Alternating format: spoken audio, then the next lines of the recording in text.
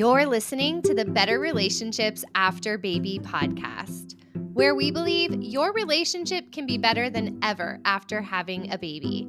But it does take tools, insights, and support to help you get there.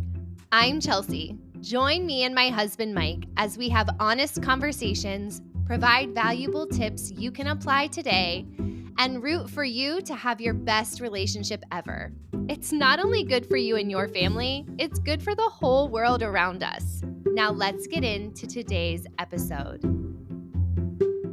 Welcome back, friends, to the Better Relationships After Baby podcast. I'm Chelsea. And I'm Mike. If you tuned in last week, we talked about being touched out, how your nervous system can hit a wall and say, no more, even to the people you love the most. Yeah. This seemed to strike a chord with people. And two things. One, we've just started recording together.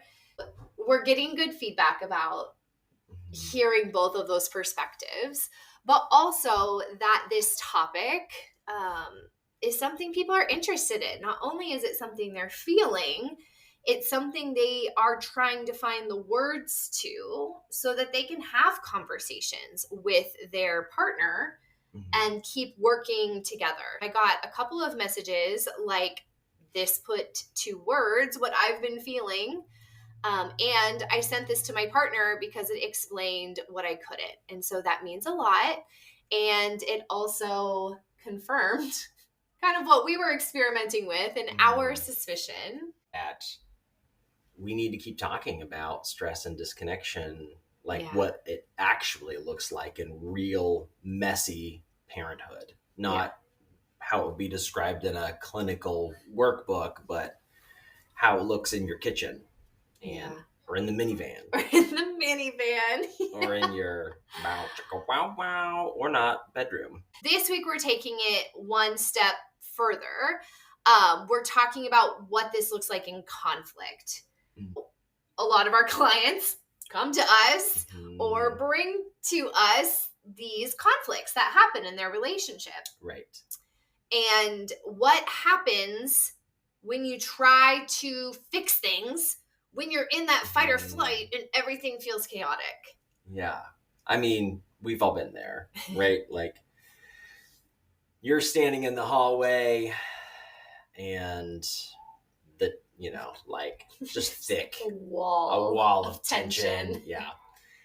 And it feels like we have to talk this out, but we also need some space right now. Yeah. Well, we feel those things differently. Yeah. My natural inclination was, I have to figure this out right now. Like, what if we don't figure this out right now? Yeah. And then it never gets addressed. And I think that's probably the very normal first. I mean, that's how I would feel if we hadn't done this work. Okay. Right? Like, yes. It's like we're feeling it. Like, this is a big deal. This needs to be addressed.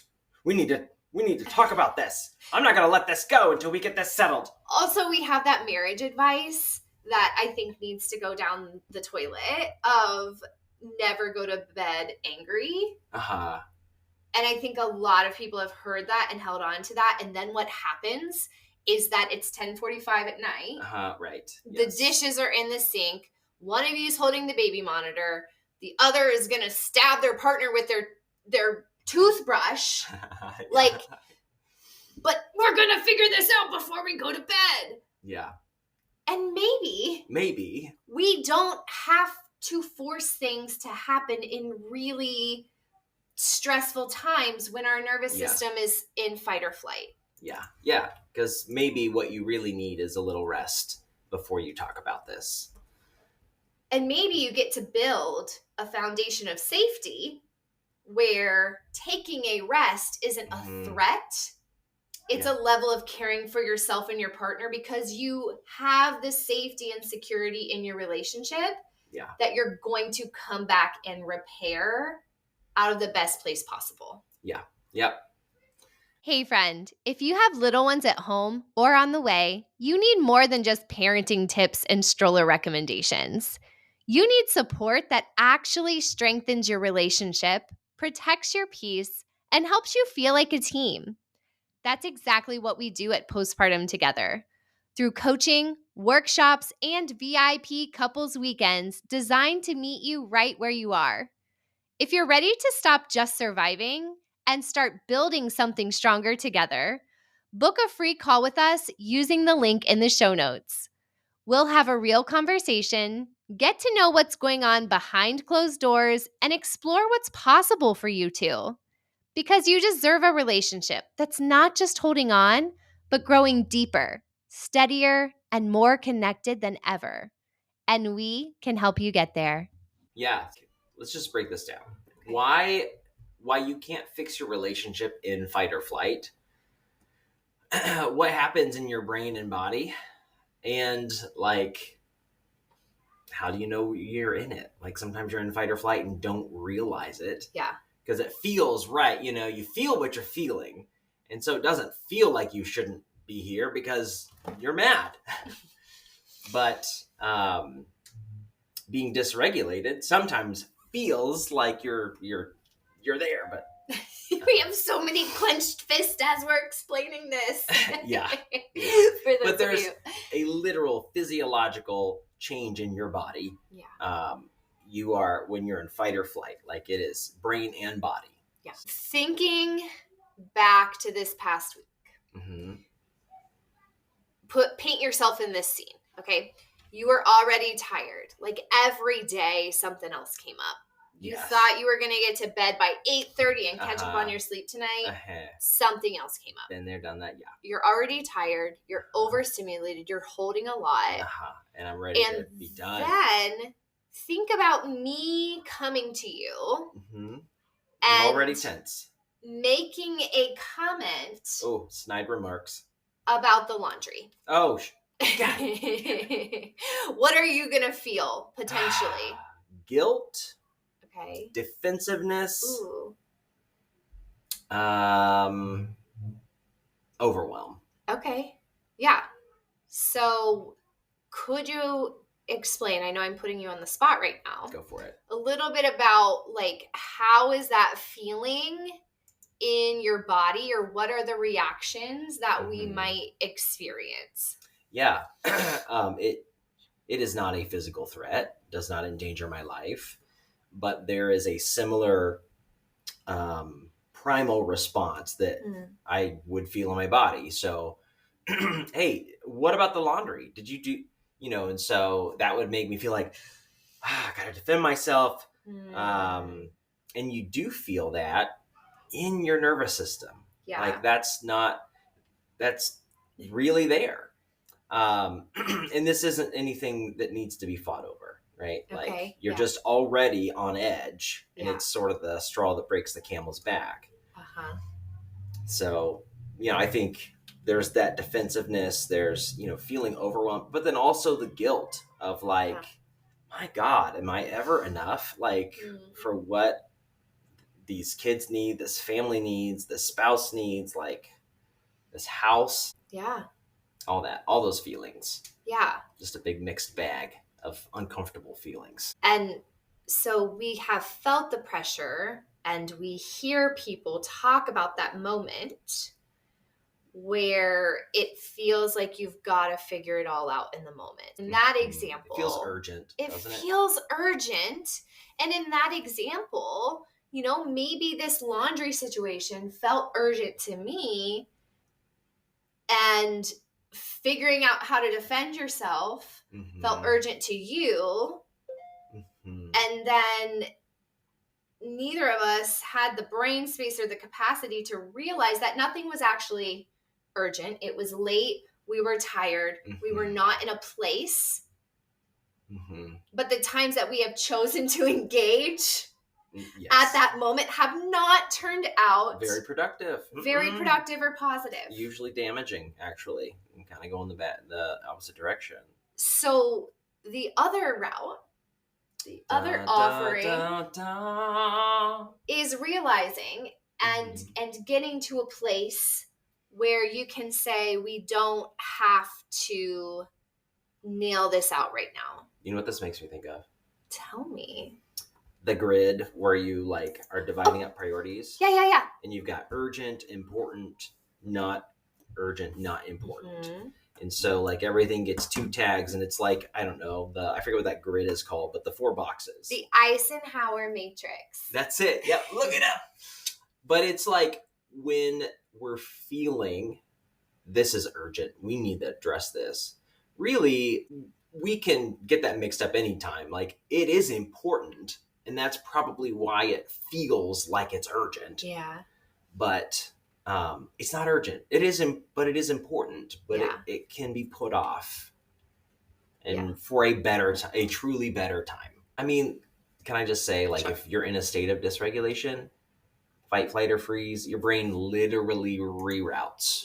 The prefrontal cortex is where we want to be operating from. That is the most advanced brain structure. That is where the highest level of thinking happens. That's when you're on your highest timeline. Uh-huh. That is the most recently evolved part of our species. If we can operate out of that, that's great. But the problem is that, when you're triggered, your brain literally reroutes activity from your prefrontal cortex down into your limbic system or brainstem if it's real intense. Okay, the way I'm thinking of that is like too much in the prefrontal cortex. So some things just fall down to lower levels that have less ability to think through things logically and proactively, and it's just more of that instinctual feeling. Yeah. Okay. Yep. Okay. Yeah. So what about attempting to resolve conflict? Like, we're not here to say just don't well, you're stressed. Right. Yeah. Again, it's important. It's just not urgent. So like, if we can keep nerding out on some of the science here, there was a study by the National Institute of Health, and it found that couples who attempted, maybe not succeeded, attempted to resolve conflict while in a heightened stress state do report lower levels of satisfaction, poor communication, longer recovery times, like in layman's terms, probably more damage than good. Helpful. Yeah. More harmful than helpful. Yeah, so the reality is that when we try to push through, we try to force a solution when we're in those heightened states. Yeah. You're making things harder on yourself. Yeah, exactly. Not better. Yeah. Oh my gosh, there's probably some really great metaphors for this. Yeah. Like, I'm not sure what they are, but I am not very good at metaphors. On the fly. But I'm going to tell you the first one that came to my mind. Trying to solve things when you're already just full of tension and overwhelm and anxiety. Yeah. Is like trying to push the cow through the chicken coop door. Yeah. But if you just wait until it's not so bloated and loaded and you've got a little regulation, the chicken can walk through the chicken door. But don't unnecessarily push a cow through the chicken door. I got you. Yeah. Okay. And I'm not to one up you, but I also thought of a metaphor. There is the stuff. It has a cool name. You might remember this, but you take cornstarch, you add water. It's like oblate or oobleck. Oobleck, yeah. And so that's like a really interesting substance in that when you apply pressure, it hardens up. If you had a bowl of oobleck and you like try to hit it with your fist, push into it really hard, it's like a brick wall. Okay. But if you're relaxed and you just set your fist on the surface, it would sink right in. Okay. And I feel like that is a lot like our nervous system, because when you're coming in with intensity, you get all locked up and shielded up, and but if you're in a place that feels safe and calm, then your oobleck opens up to receiving what's being said. There is nothing more romantic to think about than oobleck. Thank you so much. Very nice. But this just brings me back to that old wives' tale that you should never go to bed angry. I think that's actually like a Christian trope. Like Okay. I think there's like a Bible verse that says that. Okay. Right? Which I do think is is it metaphor? It's like a saying, an idiom. Yeah. I think because it's like the sun going down is symbolic of it passing, like not dealing with it and it goes on. And I think, you don't want to like just pass it on and bury it somewhere. Sure. Yeah. Yes. And also, don't force a hard conversation when your nervous system is out of sync just because you want to go to sleep. Right, yeah. That's what we're saying. Because sometimes if you don't let the sun go down on your anger, you actually just ignite more anger. Right. That you can't let the sun go down on. Sometimes you need to sleep it off. Yeah. Truly. Or walk it off if it's earlier in the day, something. Right. We don't have this come up as much now that our kids are a little bit older. Yeah. And I think now that we have literally employed and taken a lot of time and energy to figure out how we communicate and when we communicate and why we communicate. But this was a problem. Yeah. For definitely. Us. Yeah. Yeah. I mean, we were there. I literally remember a night you did bedtime solo. What? And it was a long day for you already. Mm-hmm. I got home and asked a dumb question about the laundry. Like, did you wash my clothes for tomorrow? Or like, were my work pants in that load of laundry you did? Right. And then you went from like tired to seething. Yeah. I mean, yeah. But for me, it was like instant defensiveness. Yeah. Like, I feel like I gave my all and there's that thing that I didn't get done. And I really wanted to be seen and not focus on what I hadn't gotten to. Yeah. I mean, that's huge. Because it's like you accomplished a lot that day. And then the first thing out of my mouth was to sort of point out something you may not have accomplished. Right? Is that what you're saying? Yeah. And I was looking for connection. Yeah. And then that felt like such a slap to the face, a stab to the heart. Who wants to connect after that kind of comment? Right. And even more than that, it spiraled into more frustration, like that pattern of pulling out more examples or defending even more. Like it's like sometimes those patterns just make you want to have a bigger and bigger and bigger example or problem or way that your partner really screwed up. Yeah. And so what could have been as simple as, hey, I really need connection. What you just said hurt my feelings. Instead of that skill. Yeah. We didn't have the skill, and it was throwing punches verbally. Yeah. Thank you for clarifying. And I'm trying to also think of like how you would have been able to come into that differently, which is maybe just a pulse check. Yeah. And actually, I think it might be really beneficial if upon like regrouping, say you're apart for the day. Yeah.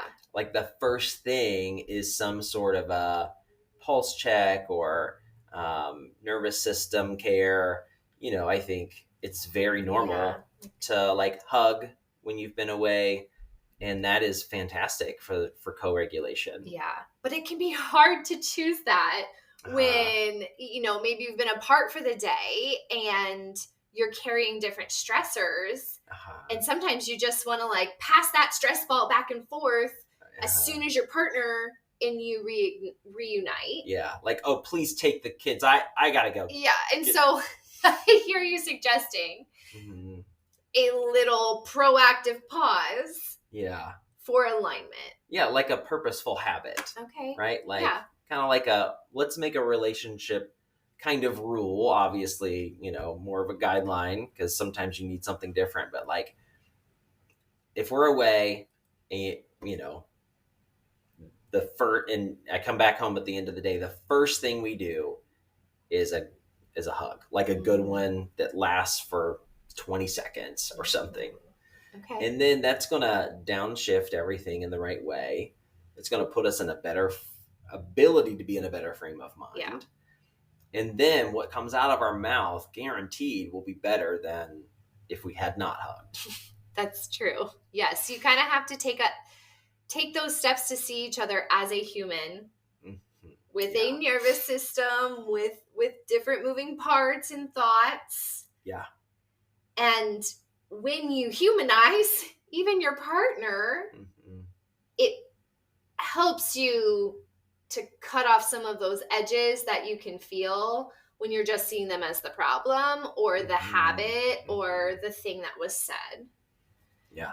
I like that from like the proactive approach, right? We have two streams, I think, of how we have more calm, more of that safety, more of that regulated nervous system consistently in our homes. We have the proactive stream, which is encouraging couples to have a check-in, to have moments set aside to see each other and hear each other and take some breaths together.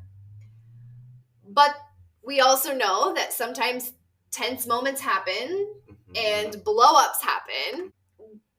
I want our listeners to not get discouraged or upset with themselves or feel defeated when those things happen, and talk about a few things you can do to interrupt that cycle and keep it from getting out of hand. Yeah, I think that's a great idea. Naming it, calling it out is really helpful. I mean, awareness is always the first step in any kind of change, whether it's like self-improvement or addiction recovery or relationship growth, like awareness. So saying it out loud, calling it out, like, I want to talk about this, but I am not in a good place to do that right now. Can we take a breather and come back to this? Yeah. Can I pause and say what I appreciate about that? Because that is a very noticeable shift that took place in our relationship a few years ago. Yeah. From you kind of walking away because you were overwhelmed. Yeah. And me feeling abandoned in the issue. Yeah. Like you weren't taking it seriously, or you weren't going to help me carry the load of that. Whereas the small shift of saying, I do want to talk about this, and we're not in a good place to do that, has been so soothing in saying we are on, it's a connection and not a disconnection. Yeah. That's great. Yeah. I mean, it takes practice. Right. And like, it doesn't always feel comfortable. So sometimes you might feel a little resistant to it. Yeah. But you're not saying, let's never talk about this. Right. You're saying, let's give ourselves a better chance at doing this well. Ooh. Yeah. I like that. Like, let's set the scene up. Yeah. This is important. Let's do this well. Yeah. Not let's do this right away, or let's do this and get it over with. If it's important, take the space to do it well. Yeah. Cool. There are some regulation tools we really like to co-regulate. Yeah. And to kind of borrow energy sometimes from each other. One of those being those 5 slow breaths together. Yeah. A 5-breath hug, I think is what you called it last week. Yeah. And just taking that time, maybe it takes a minute to take 5 deep breaths. I don't know the math of it right now. Probably less, but it's still. Probably less, but it can completely shift the energy. Yeah. Yeah, it really can. Go ahead. Okay. Going back to when you would need a break and it felt like you were abandoning me. Then I realized you wanted to do it well, not fast or just get through it like I tended to. A very, very helpful part of that was when you started to set a return time. Oh, yeah. I want to revisit this tomorrow morning when we're not in reaction mode. Or like when the kids are asleep, so that if it, right, we're not interrupted and it's not probably anything they need to worry about anyway. Yeah. So the goal is not to delay tension in conversations forever, but to delay long enough that you can be present. Again, that you can respect and be intentional about what you're building together. Yeah. Yeah, absolutely.